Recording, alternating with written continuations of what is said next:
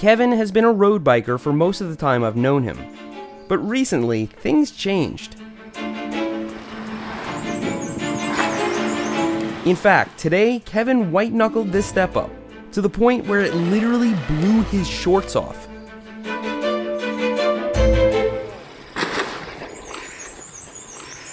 Dude! So to understand how we got to this point, a little explanation is in order. I don't remember when it was that Kevin started road biking, but he got way into it. From training, to racing, to eating donuts. He was a certified roadie, and went by the moniker Steady Spin. He even had a local race team for a while. But somewhere along the line, Kevin got introduced to mountain biking. Actually, it was a little over a year ago that Alexander took Kevin to a downhill park, where to everyone's surprise, he turned out to be really good at not pedaling. You are sending it! It's worth noting that I had made this prediction. Like me, Kevin has a history in street BMX. So all those bike control circuits were deeply embedded in his brain. We've seen this before. Somewhere along Kevin's journey into mountain biking, he began posting YouTube videos documenting his progression. But unlike most roadies who take to the dirt, Kevin had all but abandoned his power meter, heart rate monitor, and cadence sensors. His progression has been defined by bigger and bigger jumps, and I'm not sure we'll ever see roadie Kevin again. Yesterday, he wheeled a downhill bike into my garage that he bought used for $500. There she is. $500 seems like a great deal for a working downhill bike, but the more you learn about this bike, the less you think that. Don't get me wrong, none of these parts are bad. They're just completely random. I don't think a stock Giant Glory comes with cross-country brakes, or a single-speed drivetrain, or the large ring of a 2x as the front sprocket. According to Kevin, these brakes overheat halfway through each run, and shockingly, he's having chain retention issues. I've taken it to Big Creek, Bailey, and I just took it to Snowshoe. It handled fine though, besides no chain.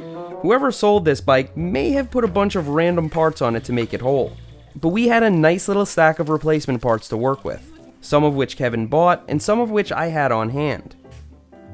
Our goal was to make use of what we had to make this bike just a little safer and a lot more reliable.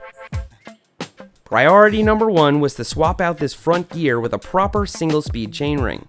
This one was designed to work with a front derailleur, so the chain shifts off with any lateral force. Our replacement chainring has teeth that alternate between narrow and wide, which goes a long way in keeping the chain on. Also for chain retention, we installed a downhill chain guide, complete with a bash guard. Look how big this is. This one is made to protect up to a 36-tooth chainring, so it looks massive. But the price was right, and its red color against the green accents made this bike look like a watermelon, so we dubbed it Gallagher. In the absence of a rear mech, we decided to leave the chain tensioner, but I did spend some time adjusting things and getting the chain line as straight as possible. Eventually, we'll need to install a cassette and shifter on this thing, but for now, this'll need to do.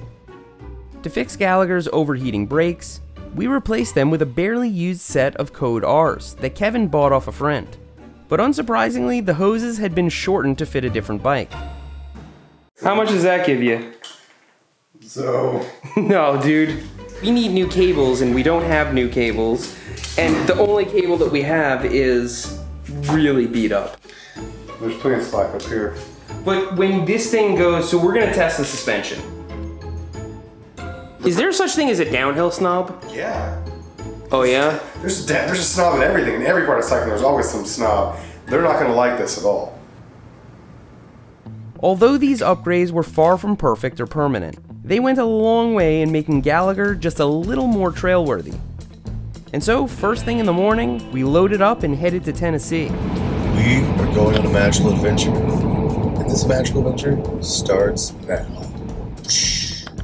Kevin had a score to settle at one of the gnarliest places I know of, Windrock Bike Park. Kevin had raced there earlier in the season and wanted to come back on a downhill bike to tackle this step up. we'd need to do a couple of shakedown runs to make sure Gallagher was up to the task.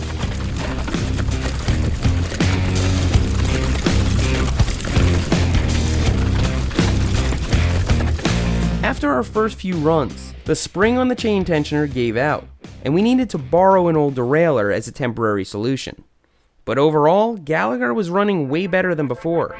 The brakes weren't overheating, and the drivetrain was pretty much doing its job. Kevin had already gotten the suspension sorted when he bought the bike, so that was working fine too. And the bash guard did its job, to say the least.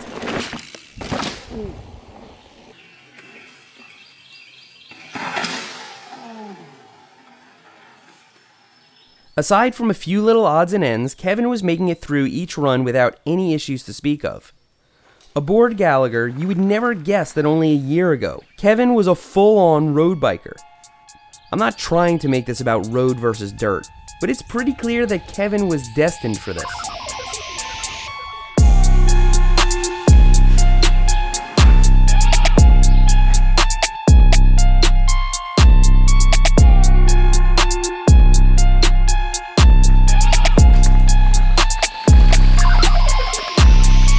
By the time we finished giving Gallagher a proper shakedown, Kevin was on fire. So he focused his attention on the Red Bull drop, and the rather large step up that comes after it.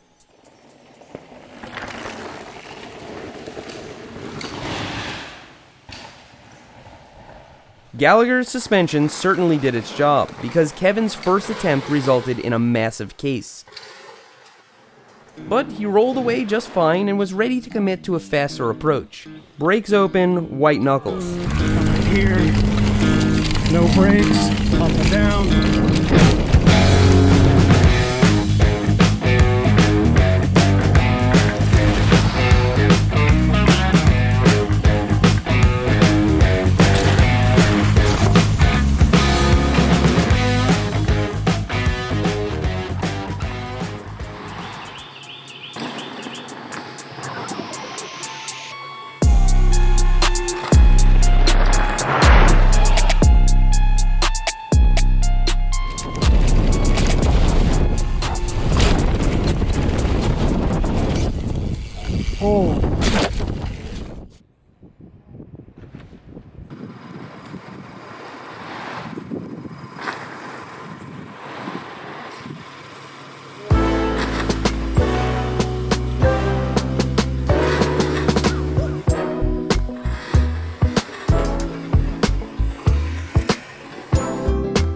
It's hard to overcook a step up, especially one with such a huge landing. But man did we laugh when we saw this footage.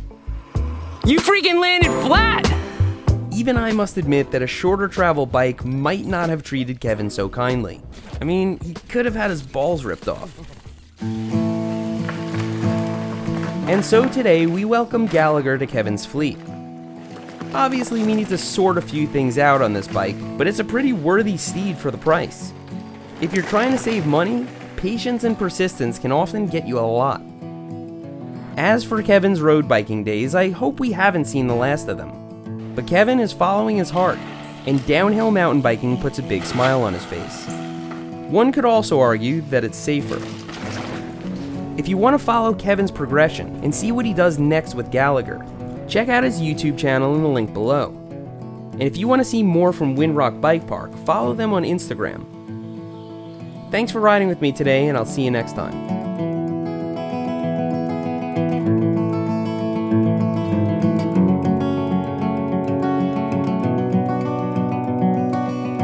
We're just gonna tuck it back in there. That looks safe, right?